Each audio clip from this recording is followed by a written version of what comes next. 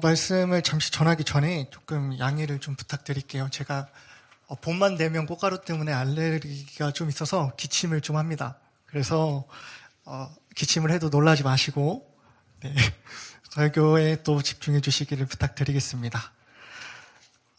우리가 말씀을 듣다 보면 중심을 보시는 하나님께서 우리를 사용하신다라는 말씀을 듣고는 합니다. 저는 어릴 때의 중심이라는 이 단어를 이렇게 생각했었어요. 내가 하나님을 매일 생각하고 하나님을 좋아하는 게 중심인가? 그렇다면 내가 이렇게 살면 하나님이 나를 사용하시겠지라는 생각을 했었어요. 그런데 이런 기준으로 한 행동이 시간이 지나니까 무뎌지더라고요. 그러다 보니까 제가 생각한 중심으로는 하나님께 쓸 수 없겠다라는 결론이 나서 좌절했던 적이 있었습니다. 중심을 보시는 하나님이 나를 사용하신다는데 도대체 중심이라는 게 뭘까라는 고민과 함께 중심의 삶이라는 건 어떤 모습일까라는 고민을 했었는데, 저는 오늘 여러분과 함께 말씀을 나누면서 오늘 말씀이 말하는 중심이 무엇인지, 중심의 삶의 모습은 어떤 것일지 한번 생각해 보려고 합니다. 오늘 본문은 하나님께서 사울의 왕권을 패하시고 사무엘에게 말씀하시면서 시작됩니다. 여호와께서는 사무엘에게 사울을 위하여 그만 슬퍼하고 뿔에 기름을 채워서 베들레헴 사람 이새에게로 가라고 하십니다. 하나님께서는 이새의 아들 중에서 한 왕을 보았다고 말씀을 하시죠. 여호와께서 사무엘에게 그렇게 말씀을 하고 나서 사무엘이 이렇게 말합니다. 2절 상반절에 보면 사무엘이 이르되 내가 어찌 갈 수 있으리까? 사울이 들으면 나를 죽이리이다 하니, 사무엘은 여호와의 말씀을 들었을 때 두려움을 느낍니다. 사무엘은 하나님께 내가 어찌 하여 갈 수 있으리까 하고 물어봅니다. 왜냐하면 저번 주에 나눴던 것처럼 사무엘은 사울에게 하나님께서 사울의 왕권을 패하시고 다른 한 왕을 세우셨다는 사실을 말해줬거든요. 자신의 왕권을 중요하게 여겼던 사울은 사무엘을 주시하고 있었죠. 지금 이런 상황에서 사무엘이 움직인다면 분명히 보고가 갈 것이고, 자신의 왕권을 중요하게 여기는 사울은 어떻게 해서든 왕이 될 사람과 또 사무엘 자신을 죽이려 들 것을 알고 있었기 때문에 두려워하고 있었던 겁니다. 그래서 이어서 계속 2절 하반절부터 보면 여호와께서 이르시되 너는 암송아지를 끌고 가서 말하기를 내가 여호와께 제사를 드리러 왔다 하고 이새를 제사에 청하라. 내가 내게 행할 일을 가르치리니 내가 내게 알게 하는 자에게 나를 위하여 기름을 부을지니라. 하나님께서는 두려워하는 사무엘에게 하나님의 지혜를 알려주십니다. 바로 암송아지를 끌고 제사에 청하라는 거죠. 4절부터 보면 사무엘이 여호와의 말씀대로 행하여 베들레헴에 이르매 성읍 장로들이 떨며 그를 영접하여 이르되 평강을 위하여 오시나이까? 이르되 평강을 위함이니라. 내가 여호와께 제사하러 왔으니 스스로 성결하게 하고 와서 나와 함께 제사하자 하고 이새와 그의 아들들을 성결하게 하고 제사에 청하니라. 하나님이 말씀하시자 사무엘은 두려움 속에서 여호와의 말씀대로 베들레헴에 암송아지를 끌고 갑니다. 이 모습을 본 장로들이 평강을 위하여 오시나이까 하면서 두려워하는데요. 여기에는 두 가지 의미가 있습니다. 첫 번째는 우리가 예측할 수 있듯이 사울이 이 사실을 알고 베들레헴에 보복할 거라는 두려움이고요. 또 하나는 신명기 21장 1절에서 9절에 보면 해결되지 않은 살인사건, 미제살인사건이 있을 경우에 레위인이 암소를 가지고 가서 제사를 해야 하는 법이 있었습니다. 이후에 어찌되었든 베들레헴 장로들은 암송아지를 끌고 방문하는 사무엘을 보면서 최악을 고려하며 평강을 위하여 오시나이까? 라고 물을 수밖에 없었던 거죠. 사무엘은 그들을 안심시키며 평강을 위하여 왔다고, 내가 제사하러 왔다고 말해줍니다. 그리고 제사에 앞서 성결하게 하는 과정에서 자연스럽게 이새와 그의 아들들을 초청하고 성결하게 하여서 하나님의 뜻을 또 이룰 수 있는 그런 상황을 만들게 되죠. 우리는 사무엘의 이런 모습 속에서 중심의 의미가 뭘까라는 걸 한번 생각해 볼 수 있을 것 같습니다. 여호와께서 보시는 중심의 의미는 어떤 상황에서도 하나님께 묻고 말씀에 순종하는 것, 즉 하나님을 신뢰하는 믿음입니다.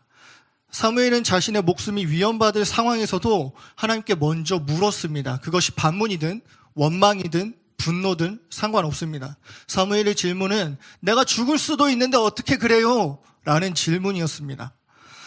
하나님 앞에서의 질문은 꼭 거룩해 보여야만, 좋은 말이어야만 할 필요는 없습니다. 중요한 건 있는 그대로 하나님께 물었다는 거예요. 나의 마음을 온전하게 표현할 수 있는 이유는 내가 그 대상을 온전하게 신뢰하기 때문입니다.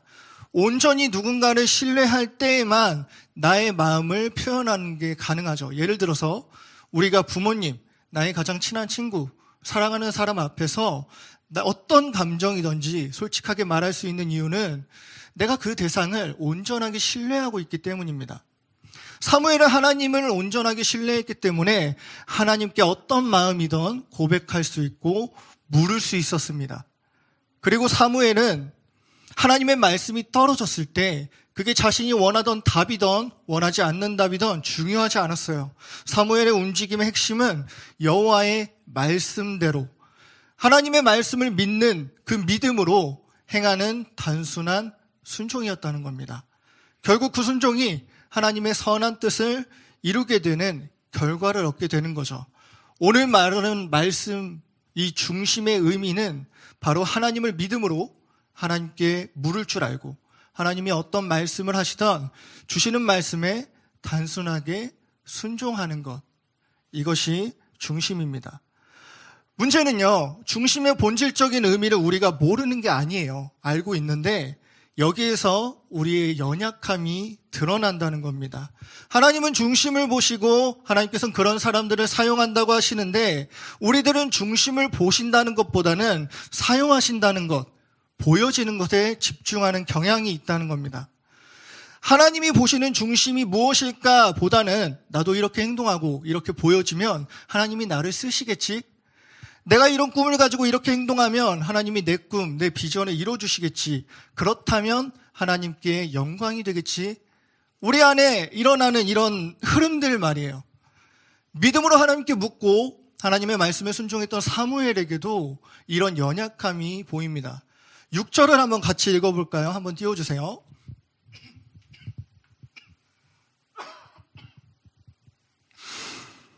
그들이 같이 읽겠습니다. 시작.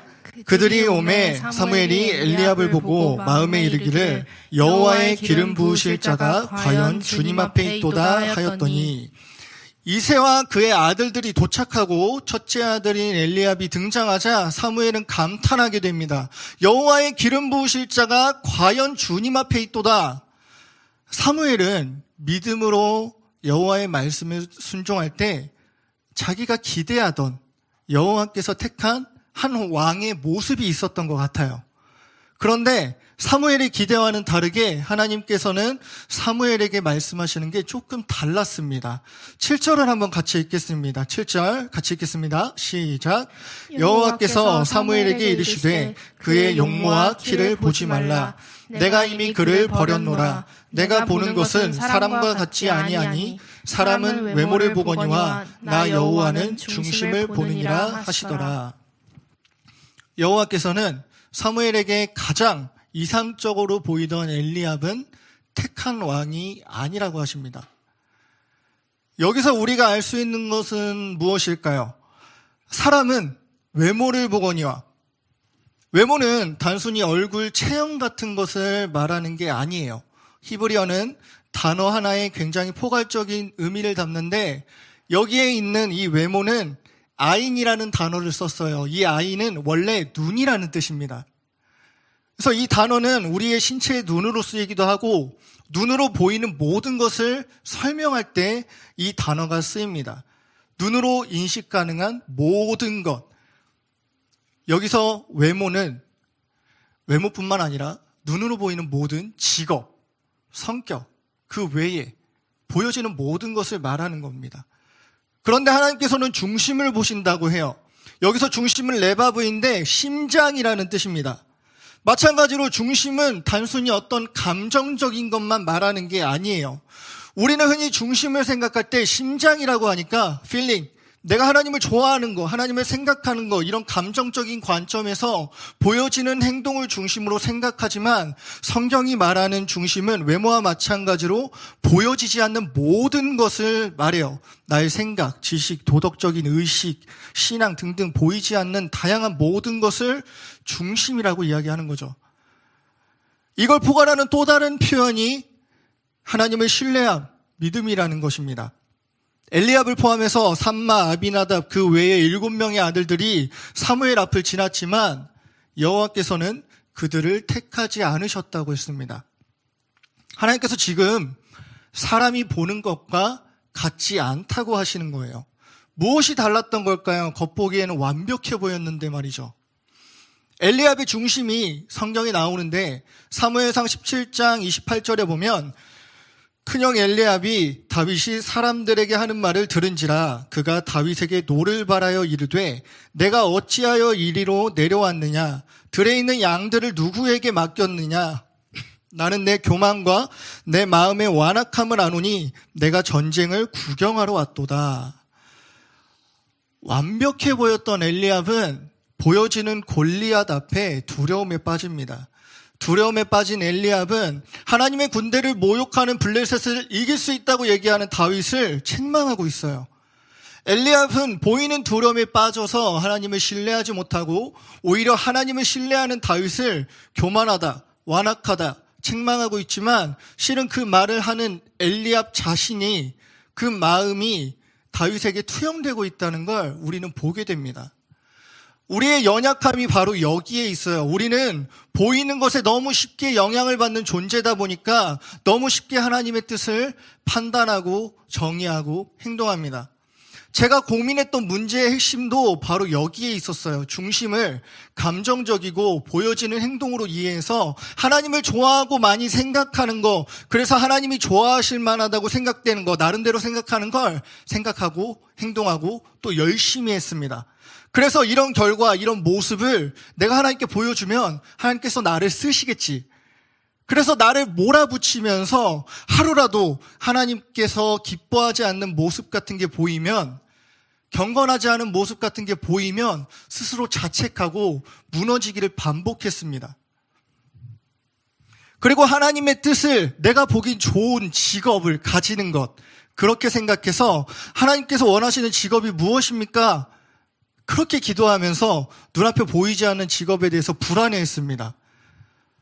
너무 이해할 수 없는데, 너무 알 수 없는데 하나님께 기도할 때는 혹시라도 좋은 모습 안 보이면 쓰지 못하실까 봐 다 거룩하신 뜻이 있겠죠.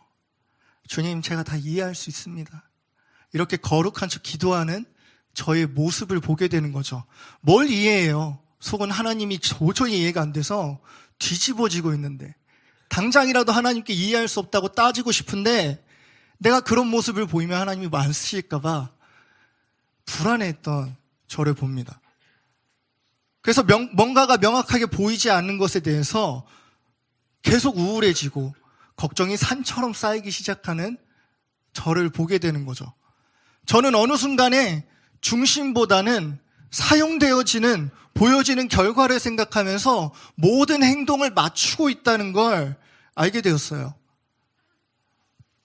우리의 이런 연약함 때문에 중심을 보시는 하나님께서 나를 사용하신다라고 할 때 중심을 보시는 하나님이 포커스가 아니라 나를 사용하신다, 여기에 포커스를 두고 내가 사용되어지는 어떤 이상적인 모습, 그 모습이 보이지 않을 때 낙심하고 무너지고 불안해하는 우리를 보게 되는 거죠.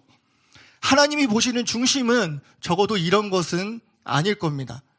외적으로 보기에 하나님을 신뢰하고 말씀을 잘 따르는 듯해 보일 수도 있지만 그것보다 더 깊은 부분에 중심, 믿음을 보시는 것이 하나님이시기 때문입니다. 보여지는 것은 비슷해 보일 수 있지만 중심에서 나오는 결과는 분명히 다르기 때문이에요. 엘리압과 다윗의 대조적인 모습을 통해서 말이죠. 그렇다면 하나님께서 보시는 중심의 삶이 무엇일까요? 우리는 오늘 등장하는 다윗을 통해서 알 수 있습니다. 11절의 사무엘은 이새에게 아들들이 어디 있는지에 대해서, 또 다른 아들이 없는지에 대해서 묻습니다. 그제서야 이새는 아직 막내가 남았는데 양을 치고 있다고 이야기를 해요. 다윗은 철저하게 관심받지 못하고 드러나지 않는 사람이었습니다. 다윗은 막내, 가장 작은 자로 묘사됩니다. 가장 작아서 관심받지 못하고 드러나지 않는 존재인 다윗. 당시에 가장 위험하고 힘든, 지금으로 말하면 3D 업종인 양을 치고 있었죠. 우리 12절을 한번 같이 읽어볼까요? 12절 한번 같이 읽겠습니다. 시작. 예. 그를 데려오매 그의 빛이 붉고 눈이 빼어나고 얼굴이 아름답더라. 여호와께서 이르시되 이가 그니 일어나 기름을 부으라 하시는지라. 다윗이 등장했을 때 빛이 붉고 눈이 빼어나고 얼굴이 아름답더라 라고 표현됩니다. 하나님은 다윗을 보고 바로 그 사람이다 라고 말씀하시고 기름을 부으라고 하시죠. 외적으로 본다면 다윗도 형제들과 크게 다르지 않았어요. 단지 드러나지 않았고 가장 작은 자로 관심받지 못한 채 양을 쳤을 뿐입니다. 그런 다윗을 하나님은 보고 계셨어요. 하나님은 다윗의 어떤 모습을 보고 다윗을 택하셨을까? 오늘 읽은 말씀에는 다윗을 택한 이유에 대해서 명확하게 설명하고 있지는 않아요. 하지만 이제부터 시작될 다윗의 삶의 과정을 통해서 우리는 알 수 있습니다. 아까 중심은 하나님을 믿음으로 물을 수 있고 말씀에 따라 단순한 순종을 하는 것, 이 의미를 다윗은 삶으로 살아냈거든요. 시편, 사무엘 상하 등 이 다윗이 등장하는 내용들을 통해서 우리가 알 수 있듯이 다윗은 하나님 앞에서 분노하기도 하고 원망하기도 하고 슬퍼하기도 하고 기뻐하기도 하면서 신뢰하는 하나님께 묻고 또 묻는 삶을 살았습니다.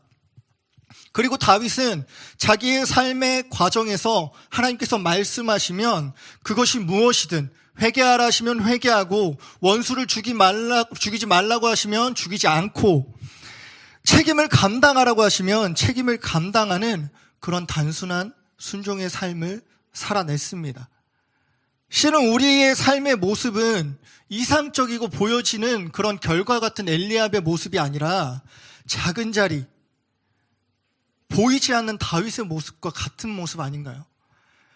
아무도 우리에게 기대를 걸지 않고 관심도 가지지 않는, 드러나지 않는 그 작은 자리가 우리가 살고 있는 삶의 모습 아니냐는 거죠. 13절에 보면 사무엘이 기름불병을 가져다가 그의 형제 중에서 그에게 부었더니 이날 이후로 다윗이 여호와의 영에게 크게 감동되니라. 사무엘이 떠나서 라마로 가니라. 그런 다윗을 하나님이 주목하시고 기름을 부으셨습니다. 그런 다윗 같은 우리를 하나님이 주목하시고 기름을 부으셨어요. 다윗처럼 말이죠. 그리고 이후로 다윗은 여호와의 영에게 크게 감동되었다고 말합니다. 오늘로 이야기하면 성령 충만했다는 뜻과 같아요. 성령의 충만함이 무엇이죠? 하나님이 우리와 함께 하심, 하나님의 귀한 말씀을 충만하게 누리는 상태 아닌가요? 특별한 게 아닙니다. 우리 안에서 계속 들려지는 이 말씀들을 우리가 누리고 있는 거, 이게 성령의 충만함 아닌가요? 하나님이 다윗처럼 우리를 택하시고 성령의 충만함을 허락하셨죠. 하나님이 여러분을 택하셨어요. 여러분을 부르셨습니다. 하나님이 여러분을 통해서 새로운 일을 행하실 거예요. 말씀을 통해서 끊임없이 선포해 주셨습니다. 특별한 게 아니라 우리 예배 가운데 계속해서 선포되고 있는 하나님의 말씀 말이에요. 제가 정말로 눈여겨보는 건 이거예요. 하나님의 영이 충만해진 다윗을 하나님은 바로 사용하지 않으셨다는 거예요. 바로 왕으로, 정확하게 얘기하면 바로 왕으로 세우지 않았어요. 지금 기름 부음 받은 사실을 알고 있는 다윗도 왕으로 세워지는 결과라는 것에 대해서 조급해하지 않는 것 같아요. 사무엘상 17장 15절에 보면 다윗이 어떻게 살고 있냐면 이렇게 살고 있어요. 다윗은 사울에게로 왕래하며 베들레헴에서 뭘 하고 있다고요? 그의 아버지의 양을 칠 때에.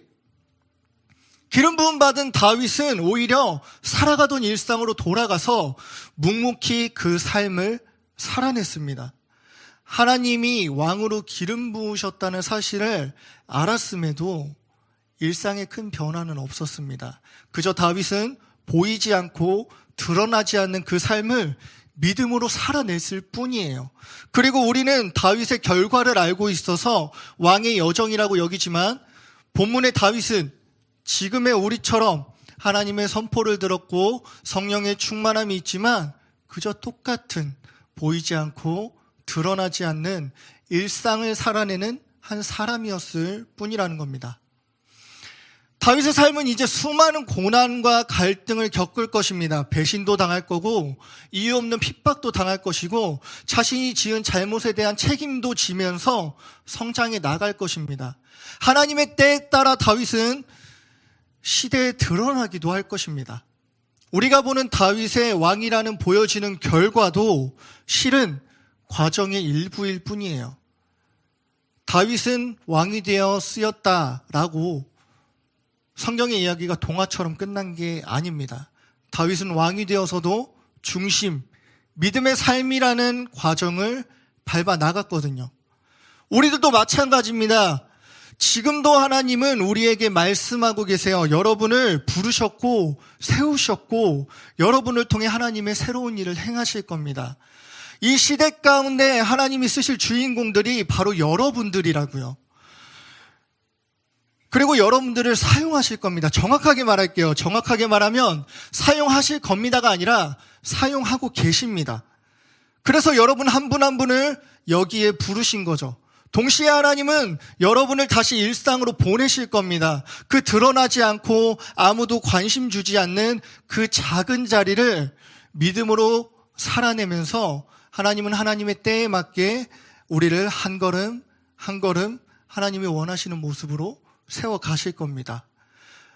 우리는 외적으로 휘둘리는 그 연약함에 조급해질 수도 있고 흔들릴 수도 있습니다. 빨리 하나님의 뜻이 나에게 이루어지기를 바랄 수도 있습니다. 어떤 보여지는 결과가 없어서 마음이 힘들 수도 있어요. 다윗도 우리와 같은 사람이었는데 그런 마음이 있지 않았을까요? 그럼에도 불구하고 다윗이 하나님께 묻고 순종할 수 있었던 이유는 하나님의 영이 크게 감동되었기 때문입니다. 성령의 충만함이 우리를 매 순간순간마다 바른 길을 선택할 수 있도록 하나님께 묻고 믿음으로 순종하며 살아갈 수 있도록 도우시기 때문이죠. 그래서 예수님께서는 요한복음 16장 13절에 이렇게 말씀하셨어요. 같이 한번 읽어보겠습니다. 같이 읽겠습니다. 시작. 그러나 진리의 성령이 오시면 그가 너희를 모든 진리 가운데로 인도하시리니 그가 스스로 말하지 않고 오직 들은 것을 말하며 장래일을 너희에게 알리시리라. 네, 사랑하는 여러분, 말씀을 정리하려고 합니다. 중심은 하나님을 믿음으로 물으며 주시는 말씀 앞에 단순하게 순종하는 것입니다. 그리고 중심의 삶은 아무도 관심 가지지 않고 드러나지 않는 그 작은 자리에서 사용하신다라는 보여지는 결과만 바라보며 사는 게 아니라 중심을 보시는 하나님이라는 삶의 과정에서 믿음, 그 중심을 가지고 묵묵히 하나님과 함께 걷는 것입니다. 우리의 중심의 삶이 모습이 꼭 결과로 보여지지 않아도 됩니다. 하나님은 여러분을 부르셨어요. 사용하실 것이 아니라 사용하고 계십니다. 동시에 보이지 않고 드러나지 않는 일상을 여러분들이 살아가게 하실 거예요. 우리도 다윗처럼 때로는 억울한 일을 당하기도 하고 하나님의 비전이 명확하게 보이지 않아서 흔들리기도 할 것이고 누군가의 관계 가운데 배신도 당할 것이고 죄에 대한 책임도 지면서 여러 가지 이해하기 어려운 순간들을 만날 거예요. 그럴 때 사무엘처럼 다윗처럼 하나님께 있는 그대로 나의 마음을 표현해 살아갔으면 좋겠습니다. 이 표현은 꼭 거룩해야 할 필요가 없어요. 좋은 말만 하나님께 할 필요도 없습니다. 지금 있는 그대로 하나님께 나의 마음을 표현하면서 묻는 겁니다. 보이지 않는 내 삶의 방향도 답답하면 답답하다고 부르짖어도 보고, 화가 나면 화가 난다고 화도 내보는 거예요. 우리가 이렇게 할 수 있는 이유는 내가 믿는 그분이 내 아버지라는 믿음, 그 확신 때문입니다. 그게 바로 오늘 말씀이 말하는 중심이니까요. 그렇게 믿음으로 묻는 삶을 살 때 우리 안에 계신 성령께서 삶의 과정이라는 일상을 살아가는 우리에게 말씀을 통해 가르쳐 주시고 인도하시면서 다윗과 같이 바른 선택을 할 수 있도록, 여러분들을 하나님이 계획하신 삶으로 나아갈 수 있도록 우리를 인도하실 겁니다. 보여지는 결과가 없다고 급하지 않아도 돼요. 이렇게 한 걸음 한 걸음 하나님과 함께 걷다 보면 하나씩 하나씩 하나님의 귀한 뜻을 깨닫게 될 겁니다. 사용하신다라는 보여지는 결과만 추구하는 삶이 아니라 중심을 보시는 하나님이라는 중심의 삶, 드러나지 않고 보이지 않는 삶의 과정을 살아내는 여러분이 되시기를 축복합니다. 그런 사람으로 하나님께서 부르셨고 사용하고 계시고 여러분을 지금 이 자리에 부르셨습니다. 오늘 이 시간에 주만 의지해라는 찬양을 다시 한번 찬양하면서 정말 중심으로 주님 앞에 살아가겠다고 우리가 고백했으면 좋겠습니다. 우리 이 시간 같이 찬양하겠습니다.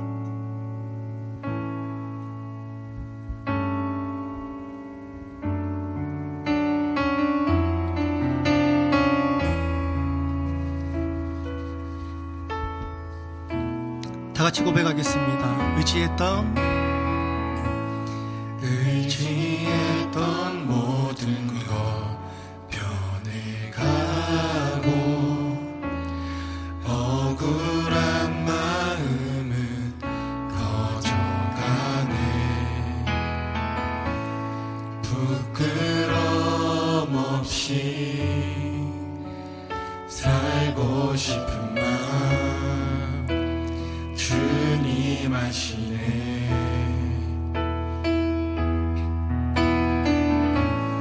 모든 일을 선으로 이겨내고 죄의 유혹을 따르지 않네. 나를 구원하신 영원한 그 사랑, 그 신근에 날 붙드시네. 주어진 내 삶이 작게만 보여도 선하신 주 나를 이끄신 분의 중심을 보시는 주님만 따르네. 날 택하신 주만 의지해. 모이는 상황에 무너질지라도 예수 능력이 나를 붙드네. 보이지 않아도 주님만 따르네. 내 평생 주님을 노래하리라. 우리 다시 한번 고백하겠습니다. 의지했던 모든 것, 의지했던 모든 것 변해가고 억울한 마음은 커져가네. 부끄럼 없이 살고 싶은 마음 주님 아시네. 모든 일을 선으로 모든 일을 선으로 이겨내고 죄의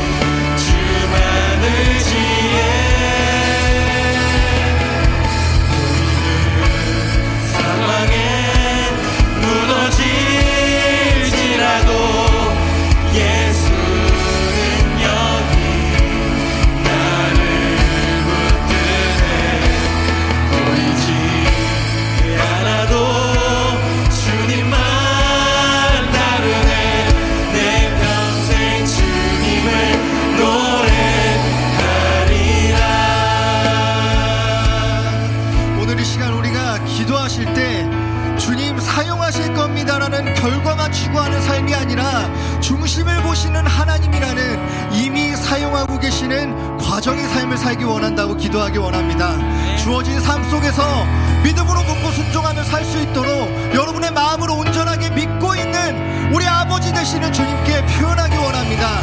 이 시간 주님을 부르짖고 기도할 때 온전하게 주님께 마음을 던지며 다 같이 기도하겠습니다. 기도하겠습니다. 주여, 아버지 하나님,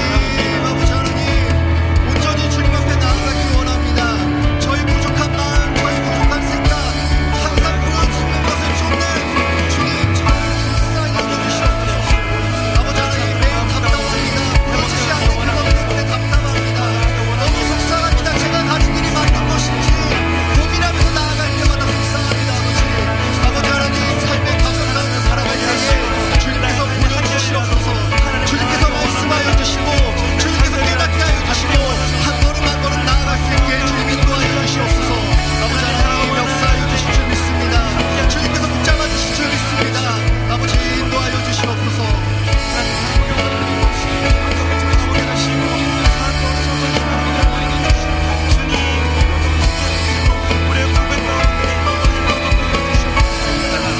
우리가 기도로 살아갈 수 있는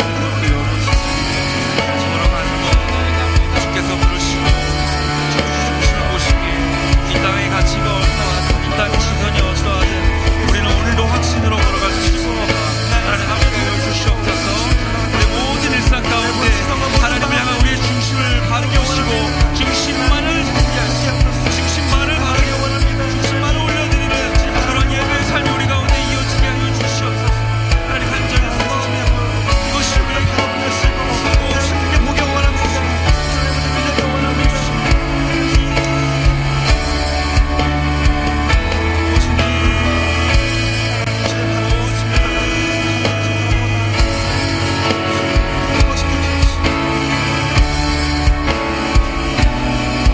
함께 고백합니다. 주어진 내 삶이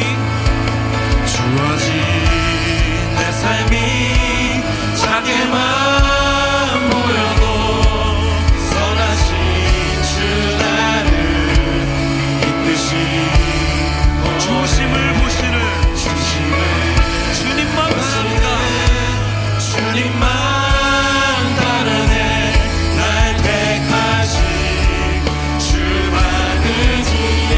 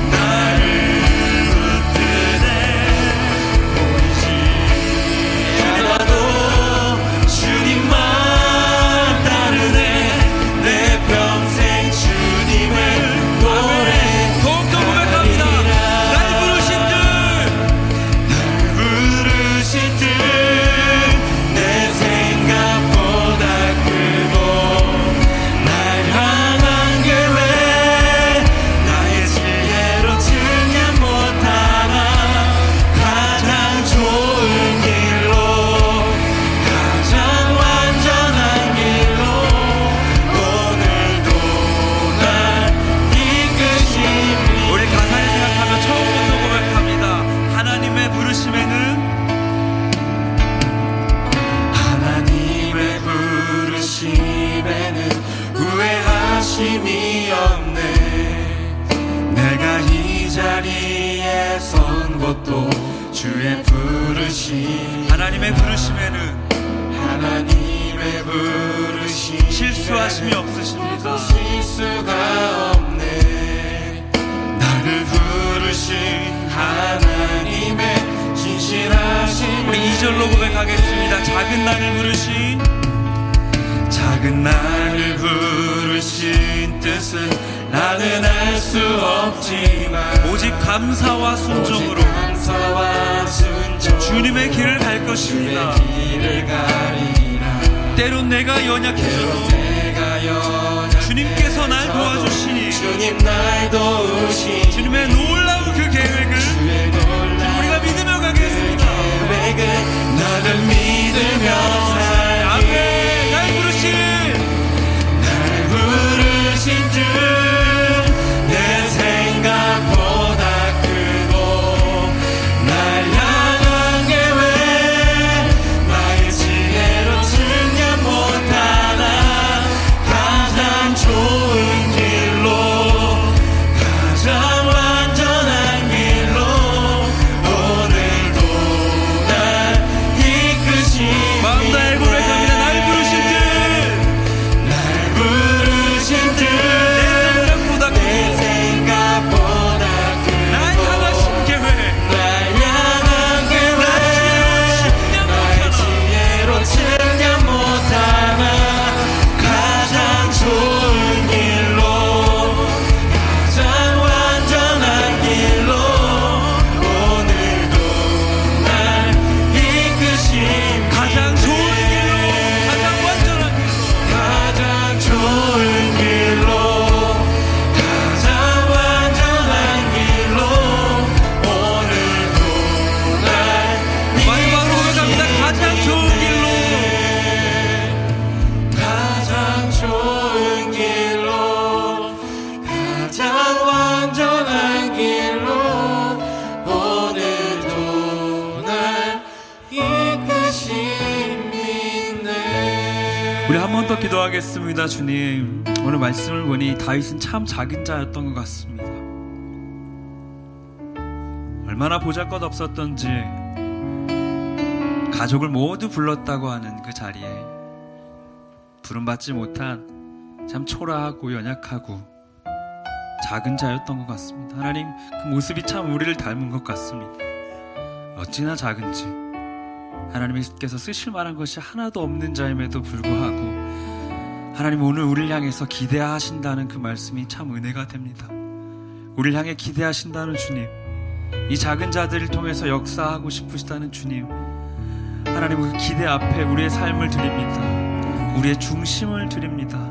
세상의 수많은 큰 자들을 뒤로 하시고 이 작은 자와 함께 가시겠다, 함께 걷겠다 말씀하시는 주님의 그 음성에 우리가 기대어 힘있게 다시 한번 한 주를 살아가겠습니다. 이 땅에서의 수많은 높은 산들이 자신의 영광을 드러내고 자신의 힘을 드러내는 곳에서 주님, 우리는 작은 언덕과도 같은 존재가 되겠습니다. 누구든 오를 수 있고 누구든 지날 수 있고 누구든 밟을 수 있는, 그러나 그 가운데 중심이 계시기에 지극히 작은 자일지라도 하나님의 기대하심을 붙잡고 중심을 붙잡고 하나님 앞에 섭니다. 우리의 한 주를 드립니다. 우리의 한 삶을 드립니다. 하나님, 우리를 통해 영광 받아 주시옵소서. 이 작은 자를 통해 영광 받아 주시옵소서. 우리 함께 주의 이름 부르시고 함께 통성으로 기도하겠습니다. 주여, 주여, 주여. 하나님 아버지, 너무나 보잘것없고 초라한 우리를, 이 작은 자를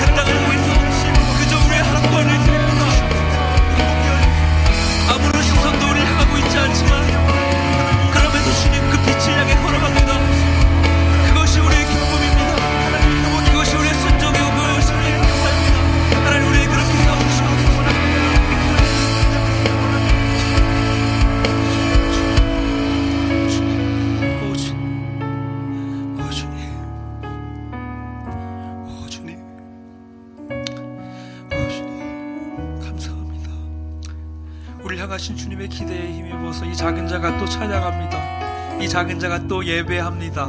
이 작은 자가 또 주님 앞에 엎드립니다. 아무런 의미가 없어 보이는 그 모든 행동일지라도 하나님께 그것이 의미인 줄로 알고, 하나님께 그것이 기쁨인 줄로 알고, 우리가 그것으로 영광 돌리는 한 주가 되게 하여 주시옵소서. 우리 같이 마지막으로 한 번만 이 찬양 고백할 텐데요, 하나님이 이 얼마나 작고 초라한 자를 멋지게 쓰실지, 이 작고 보잘것없는 일을 얼마나 아름답게 세워주실지, 그 과정이 힘들지라도 하나님의 기쁨이 되는 마음으로 함께 이 찬양 고백했으면 좋겠습니다. 우리 2절로 함께 고백하겠습니다.